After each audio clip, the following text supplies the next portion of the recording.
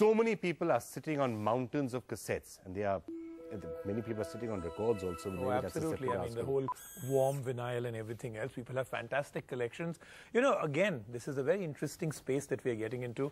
You can do it in multiple ways, but once again, the do-it-yourself works the best. There are some out-of-the-box ones. Yeah, there's some actually there's systems that I've seen where you just plug in a cassette and you get out MP3. But you want to do it yourself? Here's how you do it. No, I can totally understand if most of you out there really want to get rid of all this stack lying at your home, gathering dust and of no use. But in fact, the music inside it, that is so precious. I'll tell you what, now there are multiple ways to convert all this into a digital format, but the one I'm going to take you through is not just cheap, but in fact, virtually free of cost.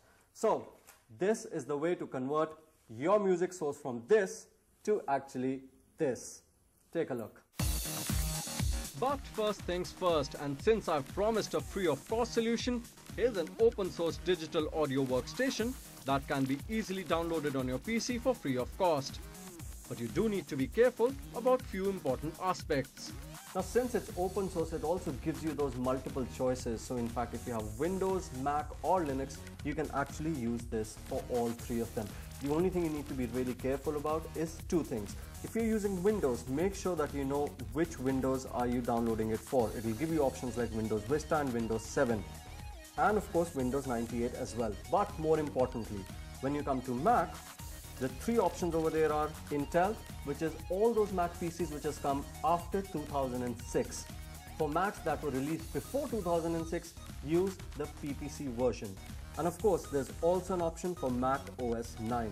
So multiple options and all of them free of cost. Once loaded with Audacity, here's a simple procedure to follow. Connect your audio cassette player to the input of your PC via a 3.mm auxiliary cable. Start Audacity, but make sure that input is set to built-in input mode and input volume is set to 50% to avoid distortion. Start playback on cassette player and recording on Audacity simultaneously.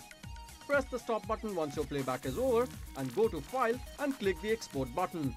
Save song details like name, artist details, etc. and select format like MP3 or WAV before choosing the saving destination. Finalize export, and once you've encoded, you are free to use the file at your will. Simple, straightforward and free of cost.